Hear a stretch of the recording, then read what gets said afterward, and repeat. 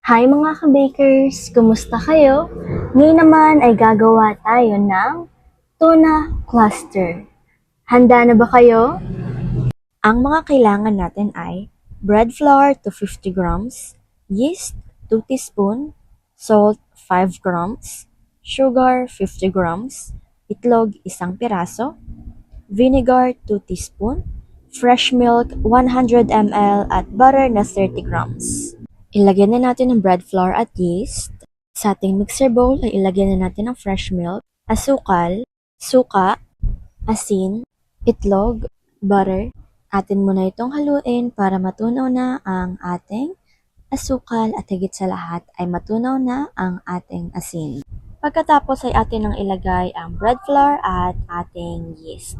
Yan. Pagkatapos ilagay, atin na pong buksan ang ating mixer at hayaan lamang po natin itong mag-mix ng mga 10 to 12 minutes hanggang po sa makuha na po natin ang kanyang consistency. Yan. Ito na po siya at atin lang po siyang paandarin ng kaunti.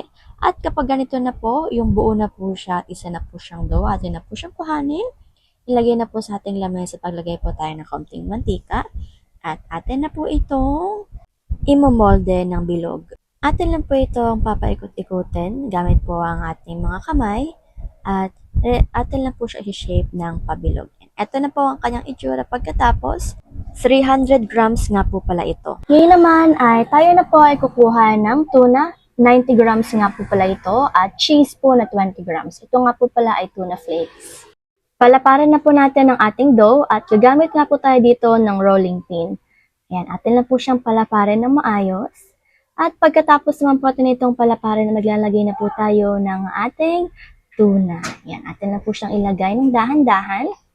At sa paglalagay naman po nito ay pwede nyo na pong ubusin ang inyong tuna. Kung gusto nyo pong dagdagan ang 90 grams ng tuna or 20 grams ng cheese ay okay lang din naman po.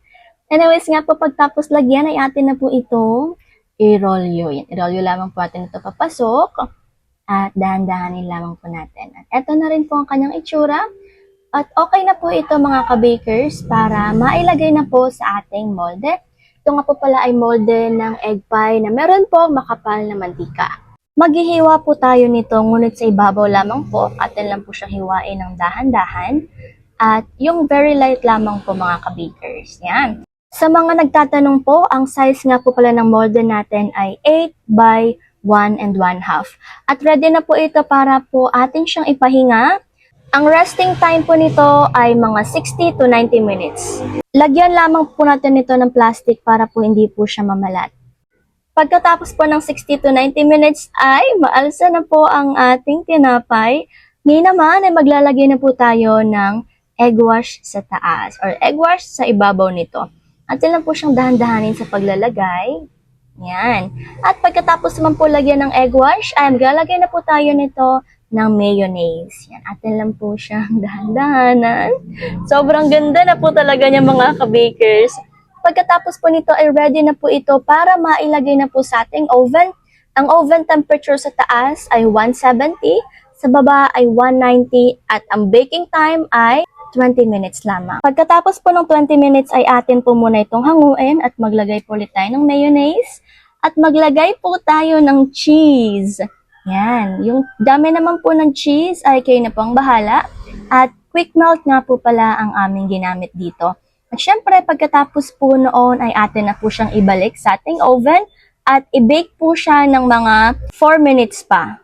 After 4 minutes ay luto na po ang ating tuna cluster na sobrang sarap naman talaga mga ka-bakers. Natatakam na po ba talaga lahat?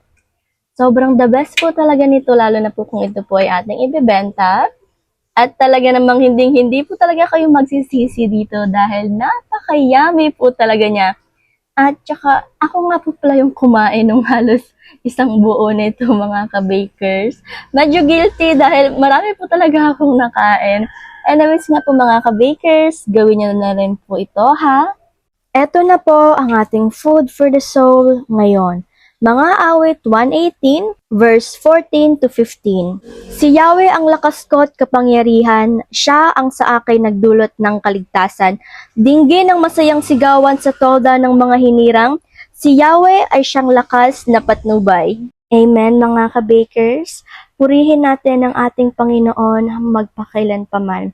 Kaya naman, hanggang dito na lang po muna ako. Paalam muna. Take care at higit sa lahat ay God bless.